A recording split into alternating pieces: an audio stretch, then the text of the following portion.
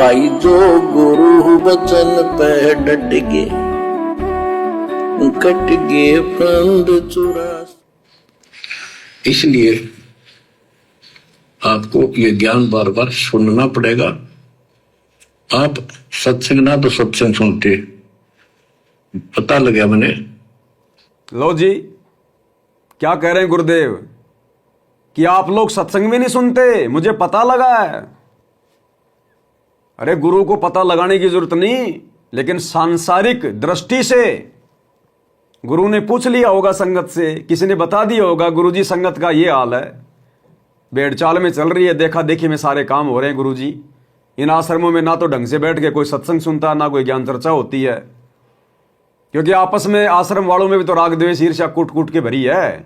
आपस में एक दूसरे की निंदा चुगली गुरुजी के पास में करते हैं जाके।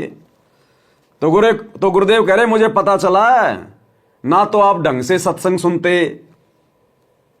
अब बताओ भाई और बहनों, जब ढंग से सत्संग ही नहीं सुनती संगत है, अरे गुरु कह रहा है ये बात है, कितनी बड़ी बात है ये। और काम क्या हमारा, ये भक्ति मिलने के बाद, सतगुरु मिलने के बाद हमारा काम क्या रह गया? और क्योंकि तुम्हारे सारे पाखंड, तुम्हारे सारे नाटक, ये ड्रामेबाजियां जो तुम आरक्षणों में बैठा करते थे, गुंडों की सीबीआई जांच का समर्थन कर रहे थे, ये न्यूज़पेपर के माध्यम से जेल में भी तो जाती थी। सतगुरु भी तो देखता है, पढ़ता है। तो सतगुरु ने देखा रे ये काहे के भगत है नालायक, ये तो मुझे देख के चल ही नहीं रहे, मेरे ज्ञान को आधार ये बना ही नहीं रहे, इसका मतलब ये सत्संग नहीं सुन रहे। मैंने कब किए ड्रामे, आरक्षण में जाना, गुंडों की सीबीआई जांच करवाना, स्टेडियम बनाना, हॉस्पिटल बनाना, मैंने कब किए काम? इन्होंने कहां से सीख लिए ये कुक्रम? तो गुरु कह रहा है कि मुझे पता चला है, ना तो तुम सत्संग सुनते। तो बताओ, सत्संग नहीं सुनोगे तो भक्ति क्या खाक सफल होगी? परमात्मा को क्या खाक प्रसन्न करोगे? भाई और बहनों, कहने का मतलब है साध संगति के अलावा कहीं भी सतगुरु का सत्य मार्ग नहीं है। और ये बार बार ये सत्संग करने का हम सत्सेवकों का केवल एक ही प्रयास है कि इस परीक्षा के समय में गुरुदेव भगवान के हिसार जेल से बाहर आने से पहले पहले साध संगति के वीडियो देखना शुरू कर दो। लोक लाज मान बड़ाई को छोड़ दो, अहंकार में सड़ना छोड़ दो, और साध संगति की वीडियो देखकर ज्ञान को आधार बना लो, घर को आश्रम बना लो, नहीं तो दुर्गति दुर्गति है। अब बहुत सारे भाई बहन कहेंगे पवन दास तो बस खाली एक ही रट्टा लगाता, आश्रम वाले ऐसे, कोऑर्डिनेटर ऐसे, गुरुजी के बेटा बेटी ऐसे, आश्रम में ये हो रहा है वो हो रहा है, और कोई बात ही नहीं है इसके पास। अरे अपने गुरुजी को मत बोल देना कभी ये बात, नहीं तो जीवन नरक बन जाएगा। गुरुजी के सत्संग सुनते हो ना, हर सत्संग में गुरुजी क्या बोलते हैं? भक्ति नहीं करोगे तो गधे बनोगे, कुत्ते बनोगे, नरक में जाओगे, ये काल ऐसा है, दुर्गा ऐसी है, ब्रह्मा विष्णु महेश ऐसे हैं, 33 करोड़ देवता ऐसे हैं। यही तो चार बात बोलते हैं गुरुजी बार बार हर सत्संग में। तो कभी अपने गुरुजी को मत बोल देना कि काहे के सत्संग हैं। गुरुजी के हर सत्संग में बस यही चार बातें हैं, गधे बनोगे, कुत्ते बनोगे, ब्रह्मा ने ऐसा किया, विष्णु ने ऐसा किया, काल ने ये किया, दुर्गा ने वो किया, बस। और क्या बताएगा भाई फिर सतगुरु? अरे सतगुरु और क्या बताएगा? तुम जिस गंदे लोक में फंसे पड़े हो वहां की तो व्यवस्था बताएगा, और जहां तुम्हें लेके जाना वहां के बारे में बताएगा। और सतगुरु तुम्हें यहां कोई ज्योग्राफी पढ़ाएगा, तुम्हें कोई भूगोल पढ़ाएगा सतगुरु? तो इसी प्रकार ये पवन दास और क्या बताएगा? तुम्हें काल के एजेंटों ने अपने जाल में बांध के फंसा रखा है, इन आश्रमों में बैठा के तुम्हारी भक्ति बर्बाद करवाई जा रही है। ये पीले पर्चे, ये कोऑर्डिनेटर, ये गुरुजी का परिवार सब काल के एजेंट है, काल व्यवस्था है। और साथ संगति में आके ही परमात्मा तुमसे प्रसन्न हो सकता है। तो और क्या बताएं तुम्हें? अरे यदि कोई आदमी कुएं में पड़ा हो तो रस्सा ही तो डाला जाएगा। और कोई कहे कि हर बार आदमी कुएं में पड़ता है तो खाली रस्सा छोड़ देते हैं कुएं में, बताओ और कोई काम ही नहीं इनके पास में। अरे कुएं में पड़े आदमी को रस्से से निकाला जाएगा और दूसरा कोई वो नहीं होता। तो आप लोगों को समझाने के लिए, जो आप काल के जाल में फंसे हो सभी भगत भाई बहन, आप लोगों को बाहर निकालने के लिए, समझाने के लिए यही बातें तो बताई जाएंगी कि तुम्हारा जीवन बर्बाद कौन कर रहे हैं? कौन है वो काल के दूत जो वर्तमान में काल के द्वारा संगत में छोड़े गए हैं?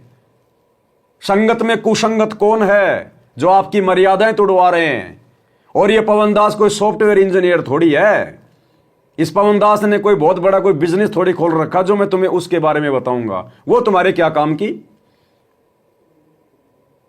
तो भैया सत्संगों का मतलब यही होता है कि जीव को झूठ से निकालकर सत्य मार्ग पे लाया जा सके। तो आप लोग वर्तमान में जो सतलोक आश्रमों से जुड़े हुए हैं, गुरुदेव की गैर हाजिरी में आप लोग झूठ की नाव में बैठे हैं और नाव भी टूटी फूटी है और बहुत सारे छेद हो रहे हैं, लेकिन अभी तुम्हारा ध्यान नहीं जा रहा। और ध्यान जा रहा है तो फिर तुम भांग के नशे में हो, फिर भी तुम मदोश होके पड़े हो। तो भैया जिस आदमी को पता चल गया ना वो तो जोर जोर से चिल्लाएगा, बताएगा, नहीं तो डूबोगे, मरोगे। तो क्या कह रहे हैं परमात्मा? आप सत्संग ना तो सत्संग सुनते, पता लगा मैंने, क्योंकि जो पुराने हैं वो तो ये सोच चुके हैं हमने सारा ज्ञान हो गया। जो पुराने भगत हैं वो तो ये सोच चुके हैं कि हमें तो सारा ज्ञान हो गया, हमने तो गुरुजी से सारा ज्ञान ले लिया, अब गुरुजी के पास कुछ नहीं है और हमने तो सुन लिए सत्संग, अब बार बार सुनने की क्या आवश्यकता है सत्संगों को? स्थिति बता रहे परमात्मा उन सार नाम वाले भक्तों की, बड़े बड़े सेवादारों की, अपने परिवार की। भाई वो पुराने भगत कौन है? जो कोई 10 साल से जुड़ा है, कोई 15 साल से जुड़ा है। अब वही तो भगत आश्रम चला रहे हैं, वही भगत कोऑर्डिनेटर बन के बैठे हैं। तो उन्हीं सब के लिए कह रहे हैं गुरुजी, अपने बेटा बेटी, भाई बंधु, रिश्तेदार, कोऑर्डिनेटर, इन सब के लिए। और वो बड़े बड़े सारनामी भगत जिनके पीछे आप लोग मच्छर की तरह चारों तरफ उनके चक्कर काटते रहते हो, पता नहीं हमें क्या दे देगा भगत जी। भगत जी के पास में कद्दू है और तुम्हें क्या दे देगा भगत जी? वो तुम्हारा गुरु कह रहा है कुछ नहीं, उनके पास में टट्टू है। कह रहे मुझे पता चला है ना, तो आप कोई सत्संग सुनते हो। और जो पुराने पुराने भगत हैं वो तो ये सोच बैठे हैं कि बस हमें सारा ज्ञान हो गया। परमात्मा कहते हैं अभी तो छींट भी नहीं है, छींट भी। सारे ज्ञान की तो बहुत दूर की बात है, अभी तो छींट भी नहीं है। क्या कह रहे हैं परमात्मा? सत्संग ना तो सत्संग सुनते, पता लगा मैंने, क्योंकि जो पुराने हैं वो तो ये सोच चुके हैं हमने सारा ज्ञान हो गया और औरों को समझाने में लग जाते हैं। अच्छी बात है, औरों को समझाओ, ये तो बहुत अच्छी बात है, लेकिन समझाने का अर्थ है उसमें अपने ऊपर भी लागू रखे उस काम को, उन बातों को स्वयं भी फॉलो करे।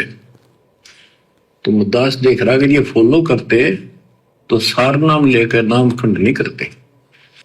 गुरुदेव कह रहे हैं अगर मेरे सत्संगों को, अगर ये पुराने पुराने भगत, मेरा परिवार, ये कोऑर्डिनेटर, अगर ये मेरे ज्ञान को आधार बना लेते, इन सत्संगों को अपने जीवन में लागू कर लेते, तो सार नाम लेकर नाम खंडित नहीं करते।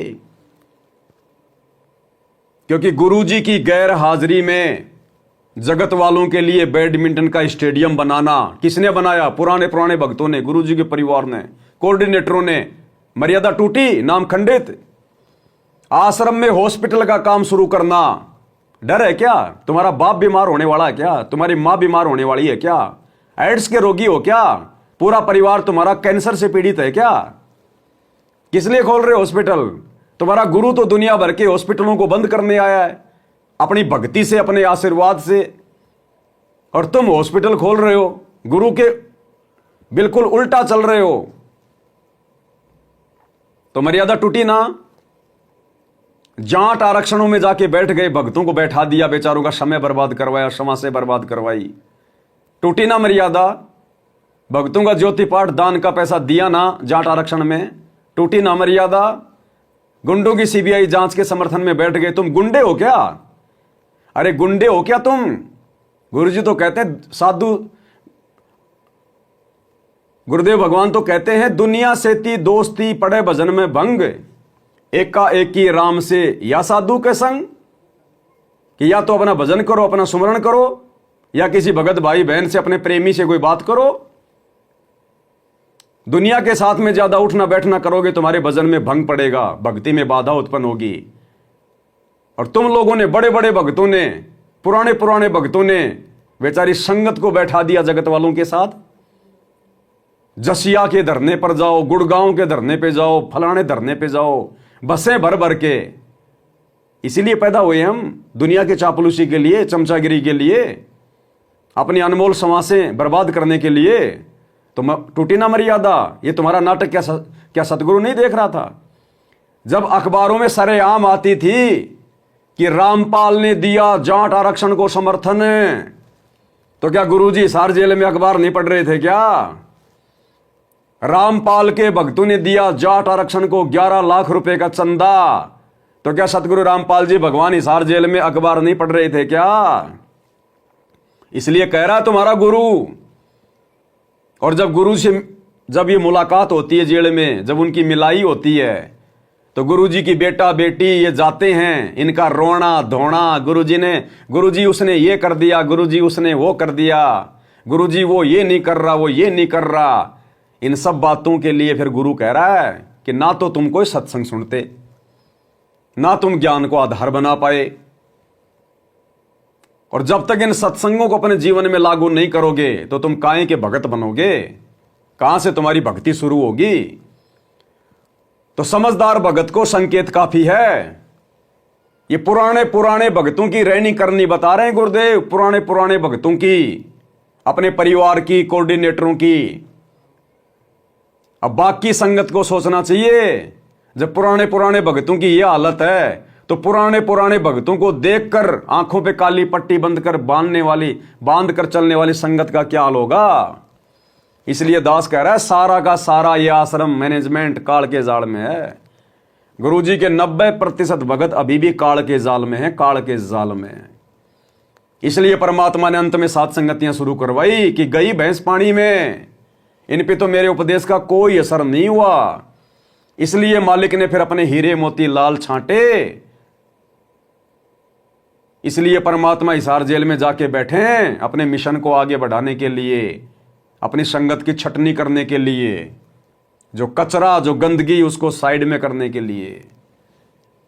तो सतगुरु स्वयं कह रहा है फिर मीन में कि कहां इसके अंदर वो रह गई। लेकिन समझाने का अर्थ है उसमें अपने ऊपर भी लागू रखे उस काम को, उन बातों को स्वयं भी फॉलो करे। तो मुद्दास देख रहा अगर ये फॉलो करते तो सार नाम लेकर नाम खंड नहीं करते।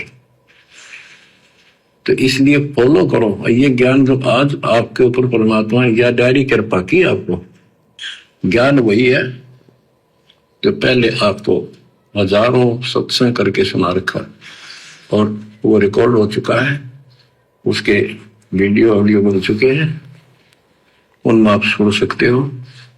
तो अब फिर नए सिरे से क्यों सुनवाना पड़ा आपको? आप ढीले पड़ गए थे, आप हल्के में ले चुके थे, सेवा जरूर करते थे, लेकिन वह लगन कम हो गई थी। आप भाई जो गुरु वचन पे डट गए, कट गए फंद 84 के, कट गए फंद 84।